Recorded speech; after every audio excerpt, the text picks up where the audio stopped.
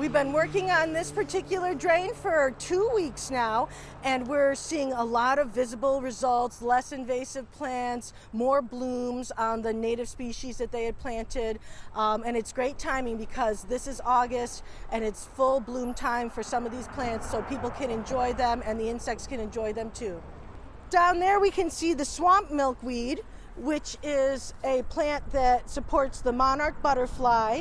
It's kind of at the end of its bloom now, and soon it'll form long seed pods, and the seed pods will open and the milkweed seeds will fly away with a big white puff at the end.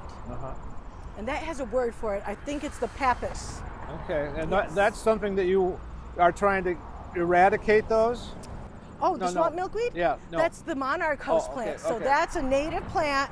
Milkweed, there's different types of milkweed, and the swamp milkweed is thriving in the wetter parts of the drain. And in other parts of the drain where it's drier, the swamp milkweed is not thriving. So having different types of milkweed that bloom at different times of the year and support monarchs in all of their different stages is really important.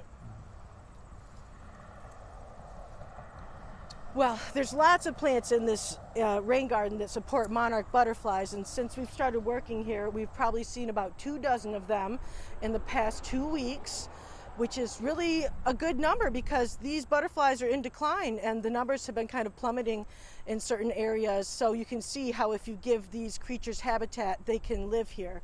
And I think that's really heartening to think that we could spread this around and have more butterflies instead of less.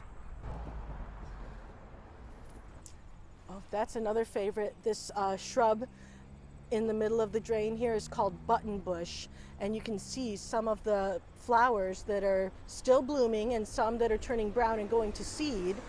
And they call it buttonbush because they're perfect round little globes, and those support a whole lot of pollinators and butterflies as well. Yeah. I can see somebody on. Yeah, they love them. They picked a lot of the right species for this area. In other areas of the drain, like I said, where it's drier, these species don't thrive as well. And so it's nice to see the different conditions on the drain. That helps to inform which plants will go there and which plants will thrive. Yay, Gavin, that's so perfect. And look at, you're actually getting the roots. We might not have as much come back next year, or we might be able to just hand pull it really fast because the roots won't be that deep.